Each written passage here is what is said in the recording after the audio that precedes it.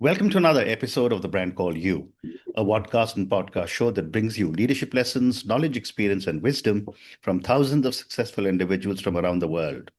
I'm your host, Ashutosh Garg, and today I'm delighted to welcome a very senior and respected professional with a deep understanding and expertise in artificial intelligence from New York, USA, Mr. Geoff Gibbins.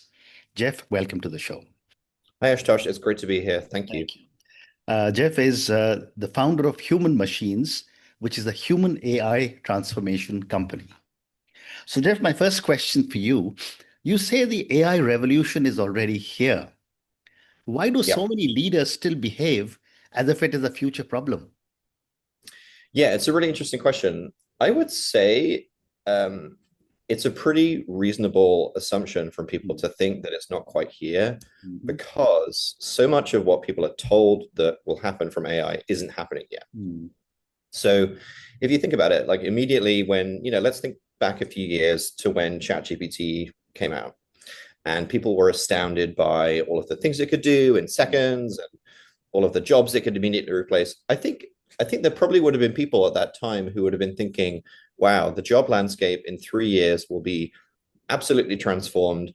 All of these jobs will be automated. And I Mm. think it's not like there haven't been impacts on the job market. There have been significant impacts, and but it hasn't been what people expected. I Correct. think what people expected was immediate automation and job losses. I think what people expected was that it would be easy to just completely automate lots of jobs without quality issues, and those things haven't come true. Correct. So the latest studies show that actually AI is really probably going to add employment in most countries, Mm. and actually so many companies on the ground have found that it's very easy to roll out ChatGPT or Copilot, Mm. but the efficiencies don't just flow. It Correct. doesn't just happen. Correct. And so people look at it and they think, well, I don't know, this doesn't really feel like the promise is here. Yes. Great response. And what does a truly effective human AI enterprise look like in practice, not theory? So I'd say in practice, what it looks like is that you have teams who understand what AI is and how to collaborate with it. They understand really that AI is a different beast to humans. It's something you can work with as a collaborator. Mhm. So not just as a tool to get answers from, but actually to collaborate with, get feedback with. And they've actually started to understand how do you really change the way that you work as a result that you have this new type of collaborator with you, Mm. not just trying to fit it into the way that they work Yeah. already, Mm. from the past. So for me, the best example of a company that I've worked with that's really going very far on this journey is Walmart. Mhm. So they have, so I actually worked with them on the development of a new AI product design tool called Trend to Product. And so Mhm. they've now implemented this within their business as a way of redesigning their go-to-market and product design process within their private label business. Initially within clothing, but they're looking at expanding it to other categories. And in the development of that tool, it wasn't about developing the tool. It was about rethinking how do we work differently with this new set of superpowers and this new set of risks that we have to work with. Mm. And they've started to implement that across different parts of their business. But then as an overall organization, they've really, set by Dave Glick, created an infrastructure for people to be able to actually set up their own experiments within safe ways Mm. and work with AI in ways to do the work that they couldn't have imagined doing before, not just like automating the old stuff that they've been doing for years. Mm. Well said. And how do you define liquid organizations and why are they becoming essential in the AI age? So I would define a liquid organization as an organization that responds in the moment to Mhm. figure out what's the best way of achieving an outcome. Right. And so that could be at the level of a team. So if you have an issue come up in your business, you wouldn't just say, well, let's hand it to this established team. You would say, let's figure out who are the right people available right now with the right skills to get to the best outcome. And let's stand up that team with people who may not have met each other before Yeah. and give them access to the data and the infrastructure and the tooling that they need in order to solve this problem. Let's solve that problem. And then there we go, we move on, right? So you've solved that problem and you've moved on. And so you're not relying on existing structures, you're relying on what's the thing we need to do, what's the best way to solve it, and how do we put together the resources for that. Thank you. MIT research suggests that 95% of enterprise AI pilots fail. In your experience, what is the single biggest reason for this very high failure rate? I think mismanaged expectations. I think if you basically buy a third-party tool, and you expect that it will give you all the improvements you're looking for without rethinking, should we be working this way? Should we be doing the steps involved in using this tool? And should we be actually working with our people to help understand how they can use this rather than just adopt it? Then you're not likely to have success. And I think, so there's the mismanaged expectations. And then I think in a lot of cases, companies are getting pitched all the time by AI vendors. And it's tempting to think that by just signing a contract, you can achieve the outcomes that you want. And I think, a lot of the companies have found out the hard way that that's very difficult. You also speak about a phrase which is pilot purgatory. What are the early warning signs that a company is stuck there? So, pilot purgatory, so that this is really all about when you're in a situation where you've got lots of excitement around potential solutions and people are willing and able to set up pilots, but then they kind of die, right? And nothing really happens. And so, the typical signs that you're going to face this, and this isn't just like one project, this is like across multiple projects. I'd say one is that you're in a position where you have to keep explaining and telling people what to use, right? So you're having to sort of sell the thing that you're trying to get them to use. You're not seeing a lot of pull from the organization and people wanting to use this thing or wanting to make that part of their job. I think it's also that you see people kind of rushing into implementation before they think through how do they reinvent the work that they want to do. And then I think it's really about when the things that people are measuring is adoption rather than outcome based.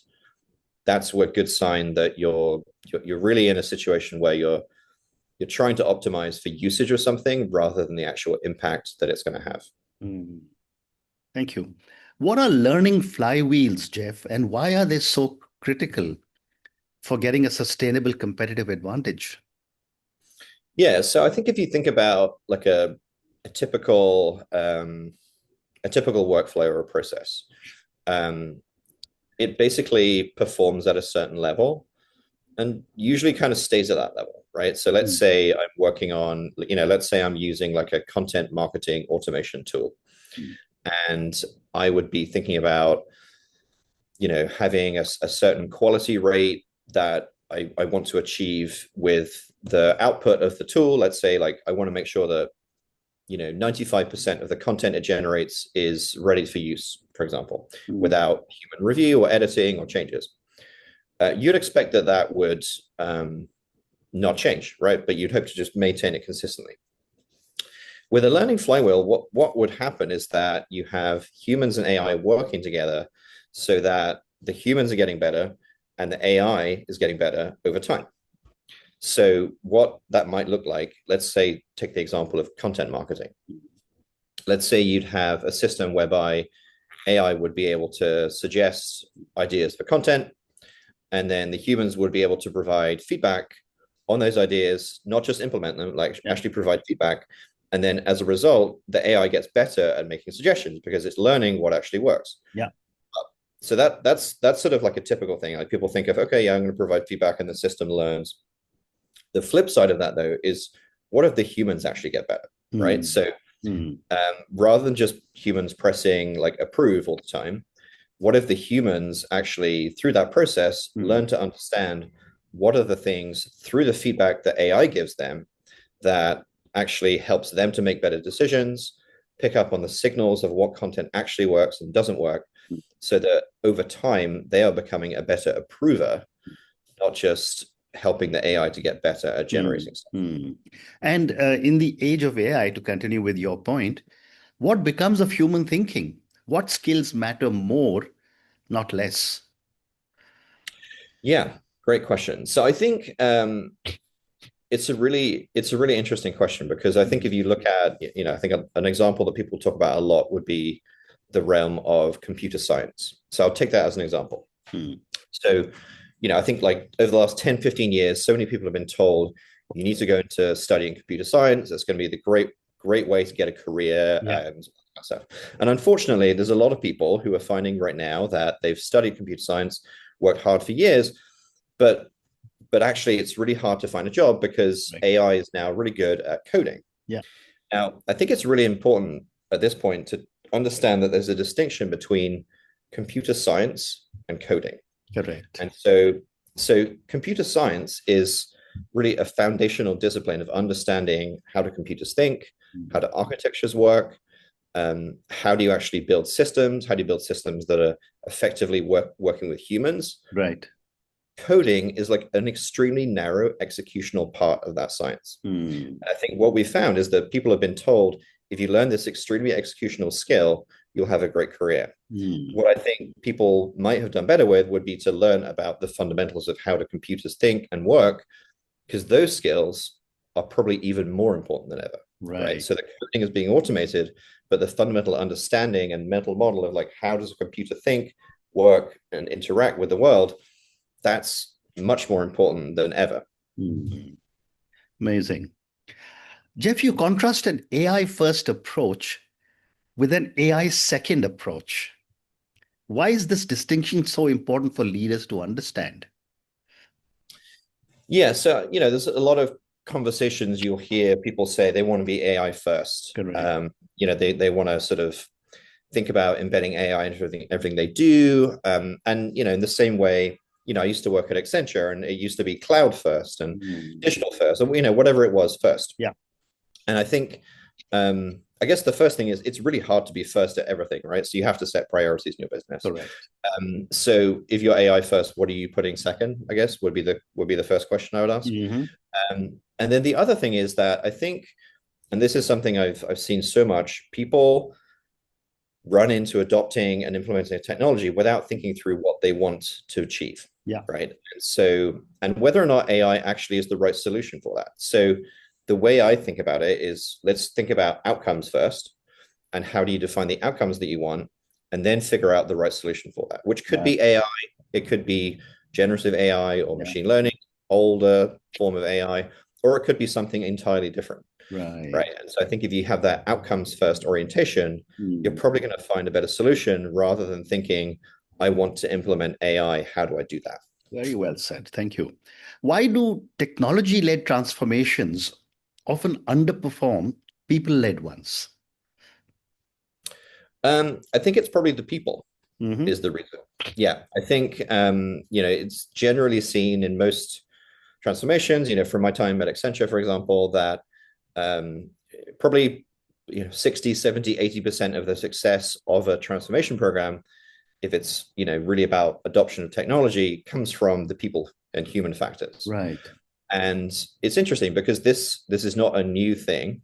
Like, this has been around for 30, 40 years of multiple rounds of digital transformations that companies have been going through, whether it was e-commerce, the internet, social media, cloud, whatever it might have been. That's kind of held true over time. But I think it's very tempting to assume that, the technology is the really biggest factor, and two, that the IT organization should be in charge and be the driving force of, a transformation program. What I think works more effectively is that you have to understand it's really about how do you redesign your work, which is a business issue and a people issue, and then how do you find the solutions from technology to enable that? And so that means you need to have a different approach to figuring out How do you redesign your work?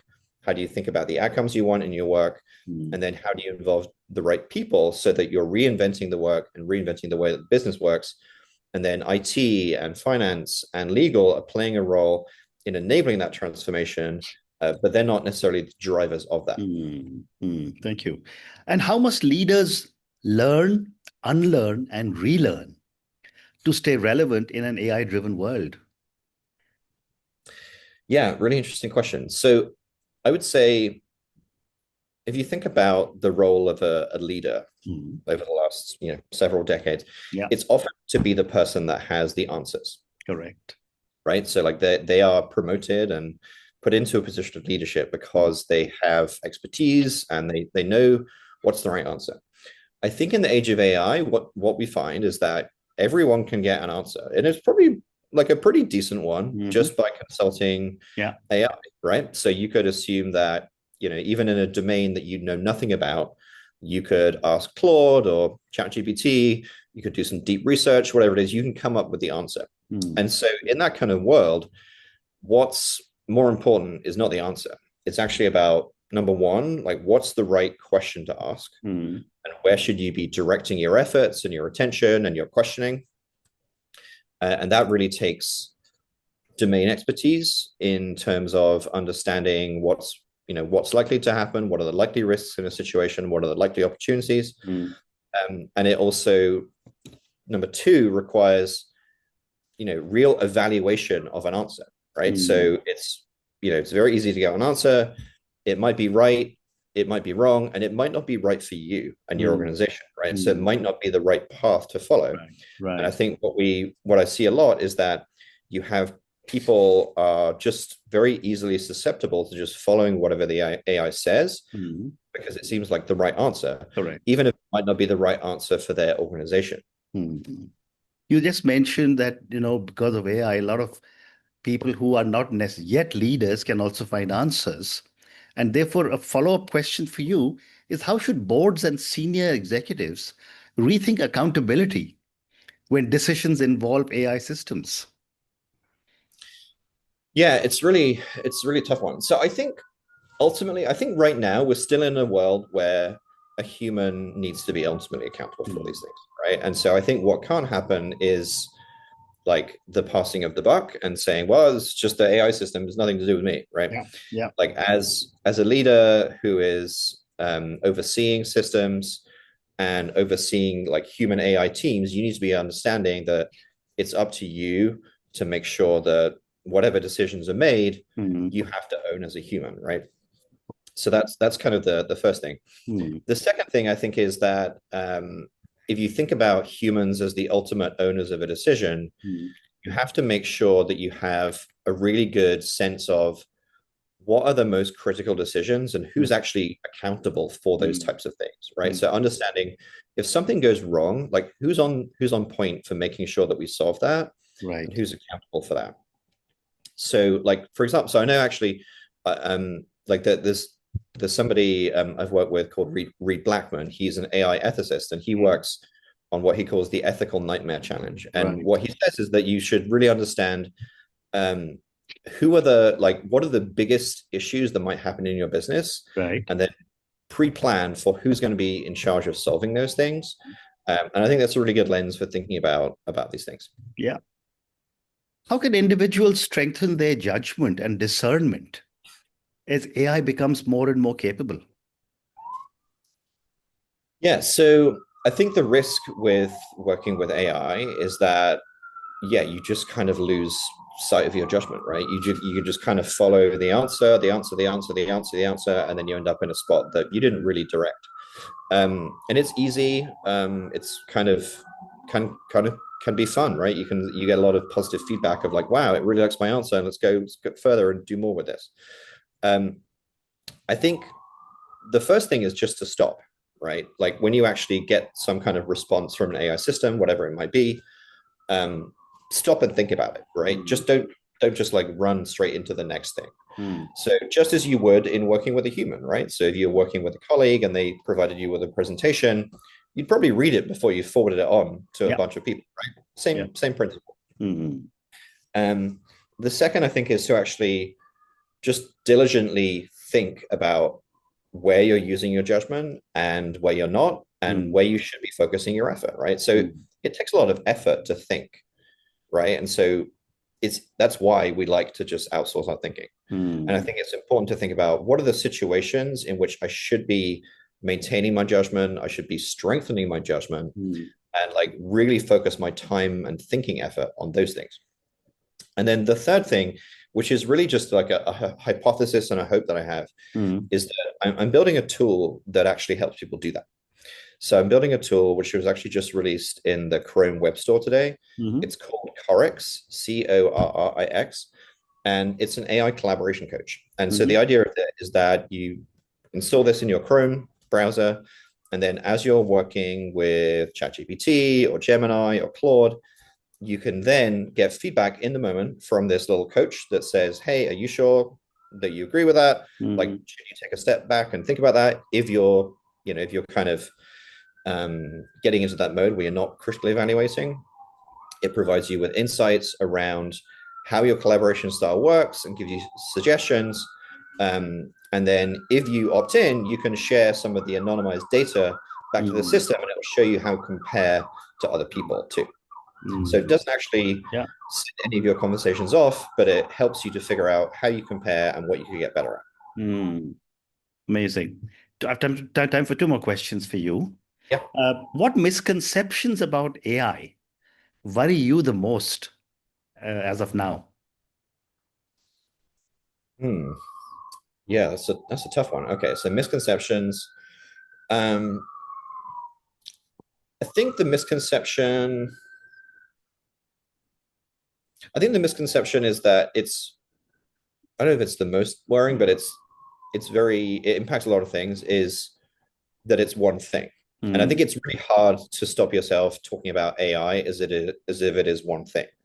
Because when we say humans, like every human's different, right? And so you can generalize about humans, but like you and I are different. We have different cognition styles, different experiences, different histories, and different things we're good at, I'm sure, right? And so same for AI. And so I think it's really important, as people are thinking about getting to work with AI as a collaborator, that they get to know the different systems they're working with, what are the strengths, what are the weaknesses, and start to see them as different types of collaborators, not just one thing. Yeah. Amazing. And my last question for you, Geoff. Yeah. If you could leave my viewers and listeners with one principle for thriving in the age of AI, what would it be? I think it's really to think and work deliberately. So I think it's so easy, as I've said, to just do everything at speed and with automation and not really think that hard. And I think the value comes from thinking and working deliberately, stopping and pausing now and then, being deliberate about where should I focus my thinking and my energy and my attention, and what should I outsource and what should I delegate and what should I control. And then making sure that you're really thinking about how are you improving and what do you want to improve in as a human, and being deliberate about that whole process. And I think that helps you kind of in your personal life as well as in your work life. And on that note, I just want to say what a fascinating conversation this has been for AI. I mean, we spoke about a lot of aspects of AI, about human AI, and you really, in your responses, simplified this complex subject of AI so that each one of us can understand it very, very well. Thank you for talking to me about so many different aspects about what you're doing. When we talk about learning flywheels, we spoke about the AI first approach and so many other aspects. Thank you for speaking to me, and good luck to you. Excellent. Thank you, Ashutosh. Have a great day. Thank you. Thank you for listening to the Brand Called You videocast and podcast, a platform that brings you knowledge, experience, and wisdom of hundreds of successful individuals from around the world. Do visit our website www.tbcy.in to watch and listen to the stories of many more individuals. You can also follow us on YouTube, Facebook, Instagram, and Twitter. Just search for the Brand Called You.